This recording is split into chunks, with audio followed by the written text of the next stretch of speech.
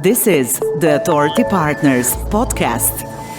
To create a more diverse and inclusive tech world, we need to inspire and empower the next generation of female role models to pursue and develop their career in technology and become innovators, leaders, and entrepreneurs. It is a process, and it's not always straightforward. It takes time, action, and support. Together, we can make a difference. This is a quote by Anne Radulovsky, founder and CEO at Women Tech Network, and I found it very inspiring and in line with today's Authority Partners podcast on women in IT. I didn't know much about entire concept of women in IT until I met two great ladies, Amina Karic, Vice President of Operations at Authority Partners, and Zarina Manjo, Project Associate for IT Girls in Bosnia and Herzegovina. This project is jointly managed by UN Women, UNDP, and UNICEF. Both Amina and Zarina are IT professionals actively supporting increase of women's participation in tech world. Hello, Amina. Hello, Zarina. It's great to have you in the studio. Hi, Asya, and hi to everyone who are going to listen to this podcast. It's great to be here. Great to be here as well. Thank you. Thank you, ladies. Thank you for sharing your ideas and thoughts on this very inspiring and, same time, very important worldwide topic. But let me start from very beginning. What was crucial for you to decide on the IT industry as your career path? And maybe, Amina, we can start with you first. Sure. Thank you, Asya. It's silly, we are now talking about some ancient times and revealing dates, but I'm not going to talk about the years and the dates in the history. I'm just going to tell you that in the year that I decided to study computer science, fax machines seemed impossibly efficient and emails didn't pile up during lunch than pink slips did. However, I really did know that we are on the verge of technology revolution, but I liked math and science, and for me, it was sort of a logical choice. Nevertheless, I think that we don't know much when we are 18, but what is very important that we follow our aspirations and what we actually enjoy to do. That's true. That's true. And yeah, I do as well remember fax machines instead of emails, just for the record. Yeah. Oh, my God. Yeah, it was like yesterday. And what about you, Zarina? What is your story? Well, I firstly, I need to say that I agree with Amina on that we really do not know much when we are just 18. And I admire Swedish system of choosing their universities and their career paths. Something like Amina's, as a child, I really could not decide what I like the most. Is it biology, genetics? Is it human rights or international relations? And I really found interesting many branches. And I needed to find the one that would make me combine many things. Today, ICT is really used for many purposes. And over the past decades, there has been a growing understanding that technologies can be extremely powerful instruments for advancing not only economic but social development through the creation of new types of economic activity, employment opportunities, improvements in healthcare delivery, and many other industries. And then, on the other hand, there is also the enhancement of networking, participation, advocacy within society.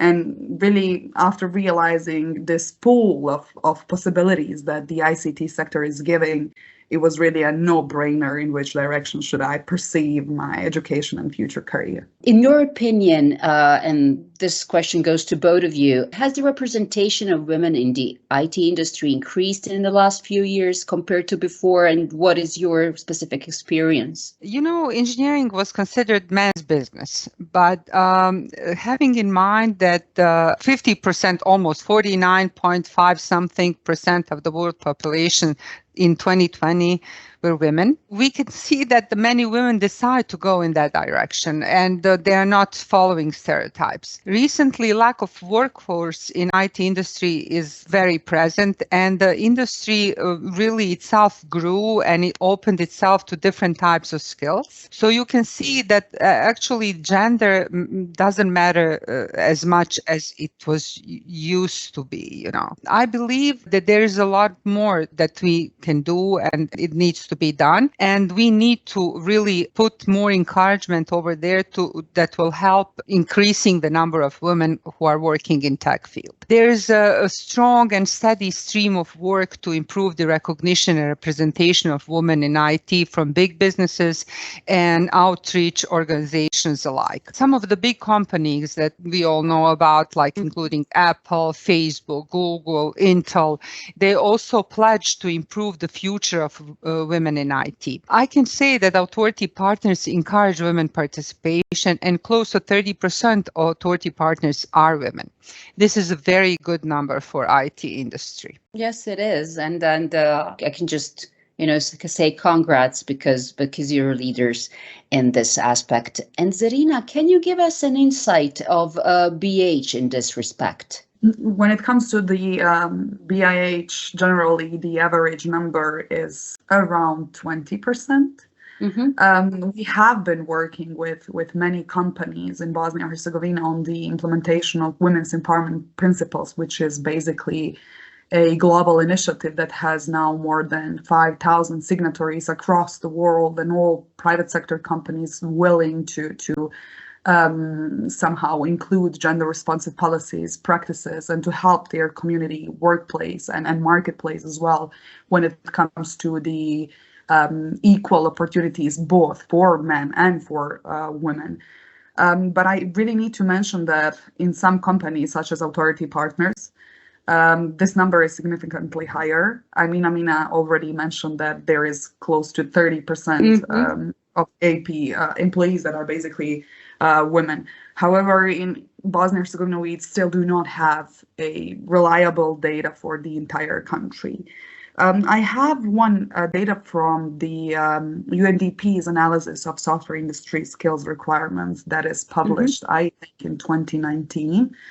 And there we can find basically that the employment in the ICT sector grew up to 10 times faster than other industries over the last 7 years. And employees in this area earn 71.77% more than the average net pay in BIH.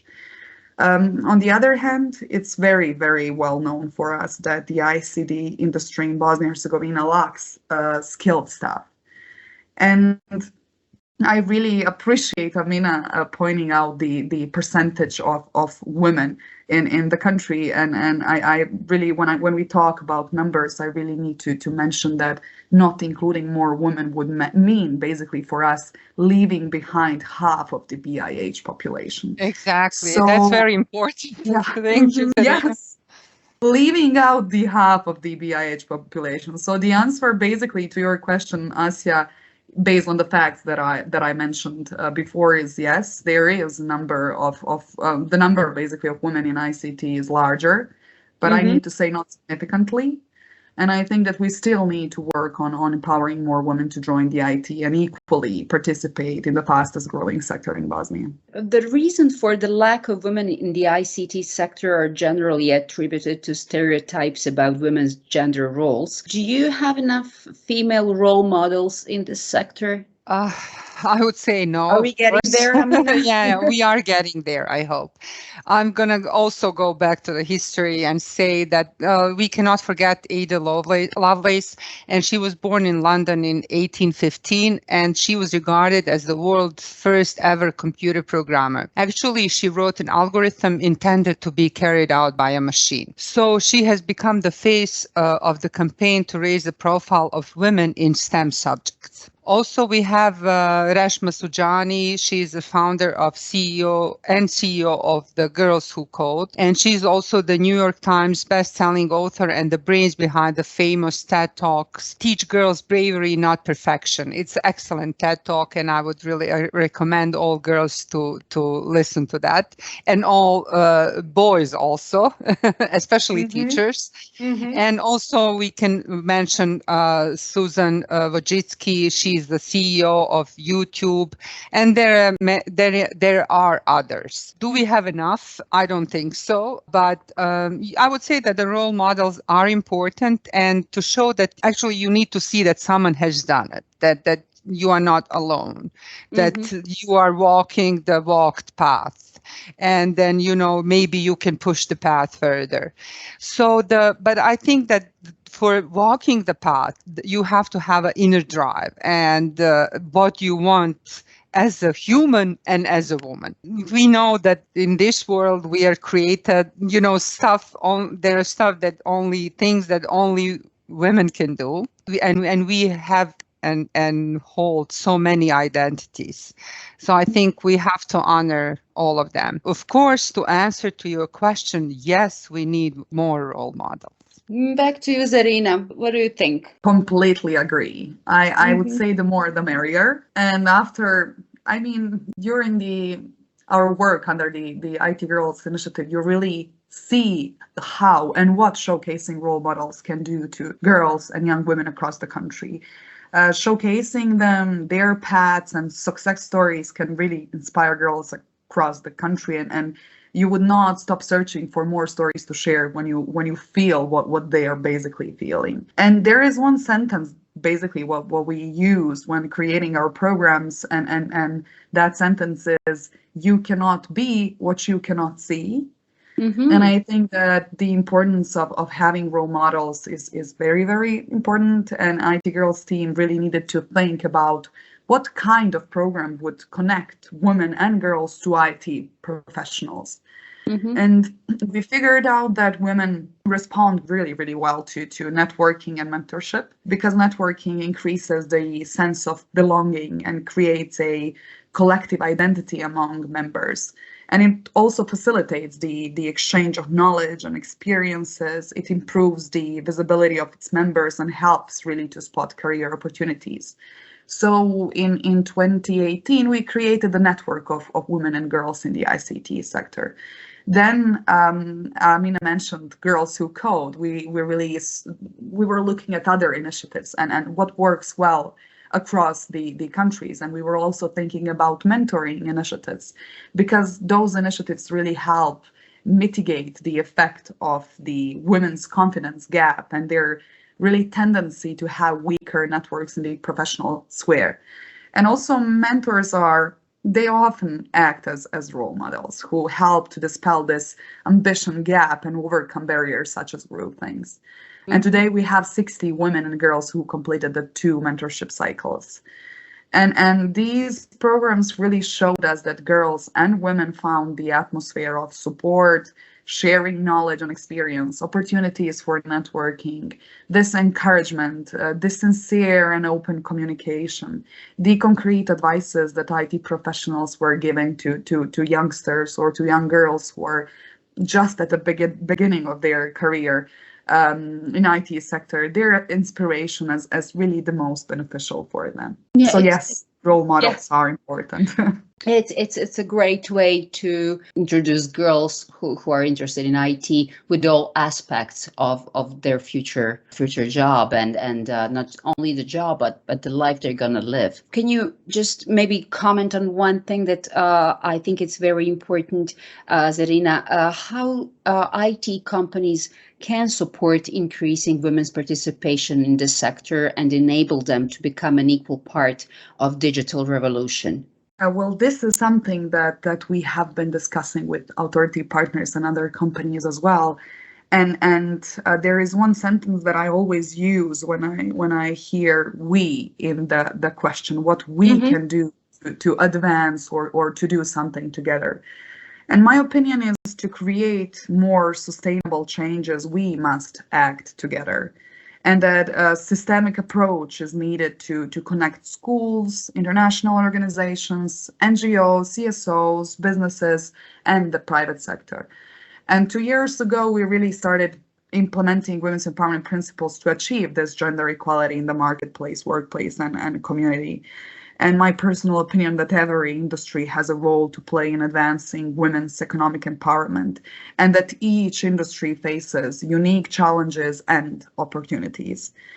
And how they can contribute to the program, the companies. Well, they can contribute to this problem through their policies, through their practices, through the products that are basically directly affecting women.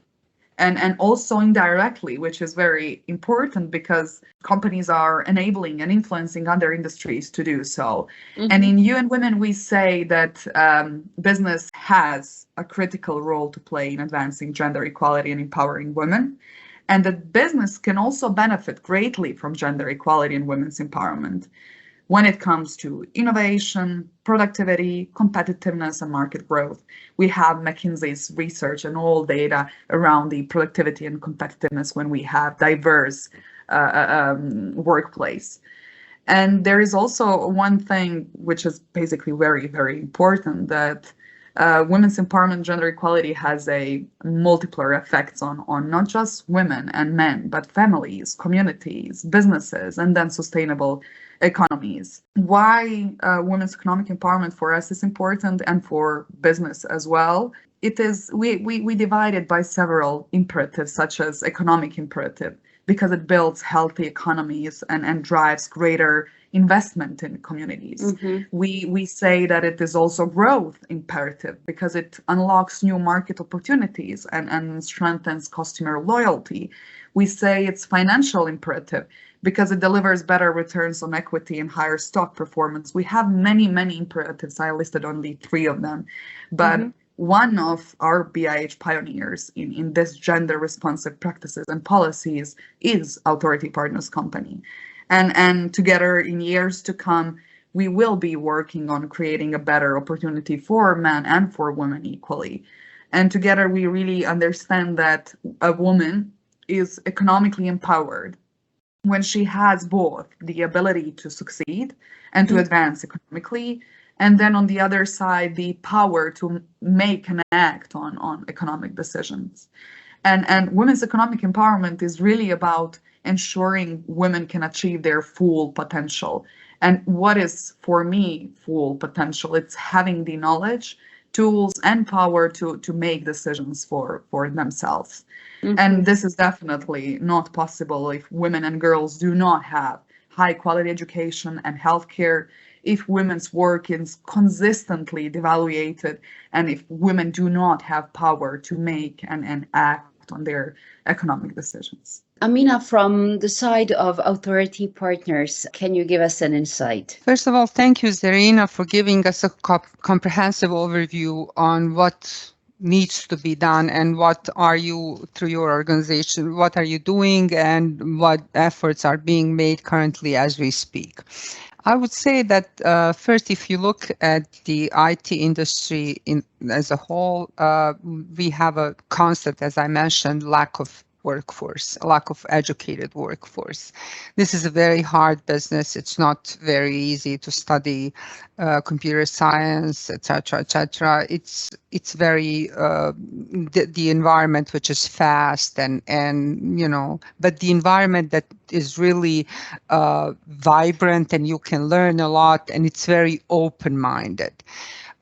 So that's why I think the IT is an industry that can really embrace women and really improve as an industry if we practice more inclusion. I will have to, as far as Authority Partners is concerned, I have to really mention Maya Karabek, our co-founder. And she's a relentless fighter for women's rights. And she has actually initiated the impulse in Authority Partners to be that involved in many programs encouraging and supporting women in IT. So currently we are involved in IT Girls, Women Mentorship Network, Women's Empowerment Principle Program. What was really succeeded in Authority Partners is that we don't differentiate by gender, really. And you can be in management, you can be great program architect. So we have women in every role in our company. So, and we are really not focusing on gender. We are focusing on knowledge, availability, professionalism. This is what we are trying to do here. And it works really well. And you're totally like the model company, how this practice should realistically work in any other company. How do we shape one voice to fight stereotypes, Amina? Actually, I think that there are 3 things that we have to do. First thing is to learn and then speak up and react. Learn. Why learn? Learn because knowledge is power. For example, like if you as a woman go to the car repair shop and you kind of, I've heard stories from my friends, they're just ripped off and there's some parts changed that, I mean, it happens to men, but they usually kind of think about it. But if we could learn, first ask and learn what are the prices for what, and then we put ourselves in a position that we avoid of being ripped off. Then, of course, we have to move confidentially into male-dominated areas and speak up. We need to not to conform to the stereotypes ourselves. And then we have to learn how to react. We have to react. We have to speak up. We have to react to inappropriate or discriminating comments. These comments may be acceptable in the past, but in our role today is to make sure that they will no longer be tolerated. We need to see people as individuals and not member of, gender groups. So we really have to, I would say, fight for ourselves. True. Definitely true. And Zarina, what about the IT girls from that perspective? Well, I'm listening to Amina right now, and I think that we should start at the very, very beginning of our lives, like in kindergarten, and really try to talk about these in terms of roles, yeah, in terms and of transgenerational habits and then behaviors.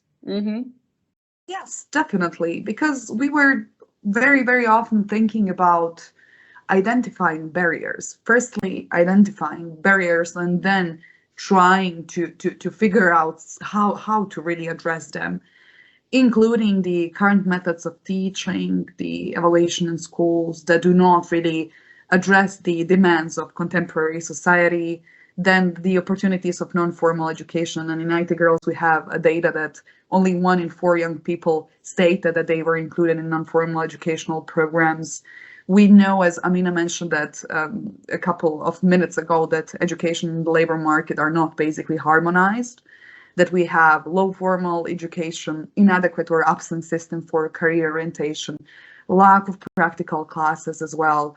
And then there is one data that we got 2 years ago. UN Women Agency published the gender gap in STEM research in 2020, and we saw that 33% of girls think that their family would not encourage them to take up university studies in a field that basically belongs to STEM domains. And as I mentioned previously, I think that we should all work together to achieve more sustainable and systemic changes. And therefore, the efforts for strengthening basically this gender equality in ICT need to encompass measures such as increasing awareness of digital gender divide, addressing stereotypes, strengthening really women's participation in STEM in high technology sectors as well, their digital and soft skills, fostering this women's entry and reinsertion in the labor market and entrepreneurship, then addressing the cyber violence and online security, fostering evidence-based gender-related policies. So those are all steps that we should work together across numerous sectors in order to really achieve these sustainable changes, in order to see the change. Yeah, and that leads me to the question on how important it is for the whole sector to engage in encouraging a change of attitude and behavior to achieve equal employment opportunities. Amina, would you reflect on this one? What do you think? I would say that the sector is getting more and more inclusive. And the first reason, of course, for that is not that the world has changed suddenly and there are no biases, but the chronic lack of skilled workforce for IT industry. This is an opportunity for many women to take part in the tech world. Good start is to have a workplace policy covering equality, diversity, and inclusion.